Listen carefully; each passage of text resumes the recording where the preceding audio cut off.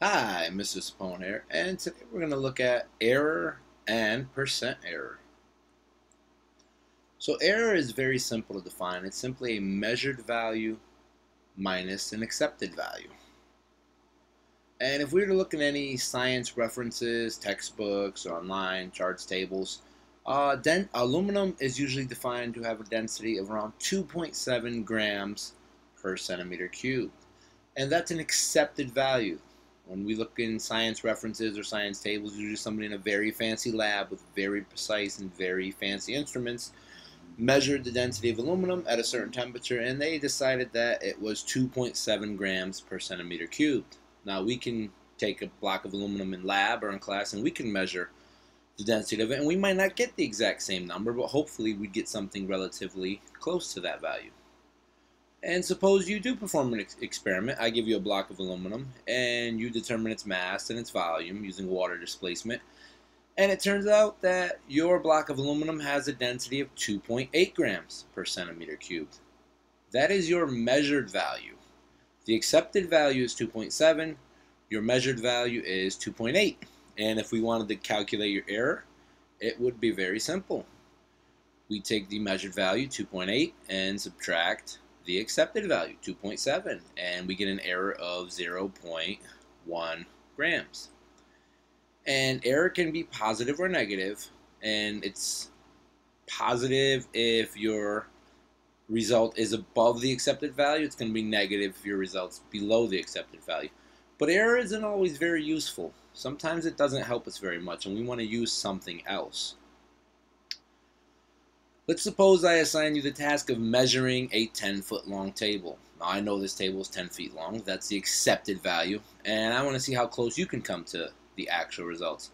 And let's say that your results wildly state that it is 5 feet long. That is a very bad measurement if you did that. But let's just, for the sake of clarification, say you measured a table and it turned out to be 5 feet long. Your error is going to be 5 feet. The measured value is 5. And the accepted value is 10, so you're going to have an error of actually negative 5 in this case because you were 5 feet shy of the result. So your error is 5 feet there. A goal line to goal line, a football field is going to be 300 feet. There's 100 yards and 3 feet in every yard. And that's a definitional value, like a dozen is defined as 12. A football field is 300 feet. Let's say you were to measure the length of a football field, that is actually 300 feet, and you came up with 290 feet. Well, in this case, your error is going to be 10 feet. So you have a 10-foot error. In this case, again, it will be a negative 10 because you were short. But in one case, when you measured the table, you had 5 feet of error. And in the case of the football field, you had 10 feet of error. In which case is your measurement better? Even though your first measurement's only off by 5 feet, it's actually much, much better than your second measurement that's off by twice as much. Why? Because if we were to look at your error in terms of percentages of what you measured, one is off by 50%, the table's 10 feet, and you only got it to be 5. That's half of the value. And a football field in the other case is 300 feet. You got 290 out of 300, which is only about a 3.3% error. So in the case below, we see that if that whole block represents the table, you told us that it was only half as long as it should be. Your error is 5 feet out of 10. That's a 50% error. And this one is not drawn to scale. The purple box should be a little longer, but in this case, your error is only a small percentage of the whole when you're measuring the football field. So we don't want to use error. We want to use something called percent error. And likewise, if you were to measure the distance from the Earth to the Sun, and even if you had an error of 1,000,000 miles, that would not be a huge error because the sun is actually 93 million miles away. So if it turned out that your calculation showed it to be 92, you're only going to have a 1 to 2% error, even though you're off by 1,000,000 miles. So just the idea of error in and of itself isn't very useful to us. So we want to do something called a percent error. And a percent error is very simple to calculate. You simply take the measured value and subtract from it the accepted value and divide it by the accepted. And recall that this right here is actually error. You take your error and you divide it by the accepted value. you're basically just getting a difference and comparing it to the accepted value. So let's take the example we did earlier. Your measured value was 2.8 grams per centimeter cubed, right? And the actual value was 2.7. We said the density of aluminum was 2.7, so you're simply just going to subtract 2.8 minus 2.7 grams per centimeter cubed. And when you're done with that, you're going to divide it by the accepted value, divided by 2.7. Now, there is a sign here to take the absolute value. Usually in high school science, we don't want our percent errors to be negative, but there are cases where we do not always want to get rid of the sign.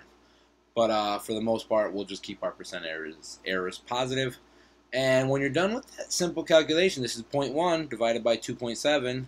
You're going to multiply that by 100, because that's going to be some fractional value. You're going to get it into a percent by multiplying it by 100. So, not too bad. Again, so your answer is going to be 0.1 gram per cm cubed over 2.7 grams per cm cubed times 100. Of course, we're getting a percent, so these units are going to cancel. So just to get an answer real quick, just to be thorough, clear, 0.1 divided by 2.7 equals 0.037. 0.037, and you got to multiply it by 100 still. So this decimal is going to move over 2 places. And again, it's a 3.7% error. So again, your error is not that bad in that case.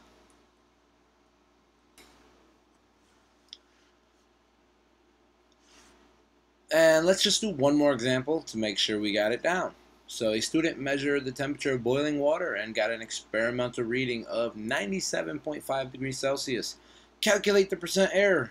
There is something missing from that. The accepted value is missing. Hopefully you know that water boils at 100 degrees Celsius.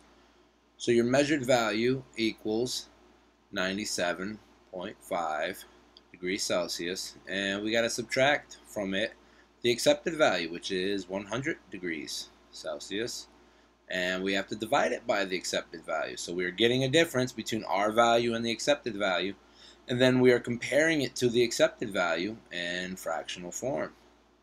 And of course, we take the absolute value of this. We want our percent error to be positive. 97.5 minus 100 is 2.5 degrees Celsius over 100 degrees Celsius. Of course, the units are going to cancel. That's why percent is unitless. And we multiply this by 100. We're dividing it by 100, then multiplying it by 100. Hopefully you see that the error is 2.5%. 2.5 divided by 100, moving the decimal to the left twice. Then you're multiplying that number by 100 to get into a percent. You're putting the decimal back where you started. So these hundreds actually do cancel.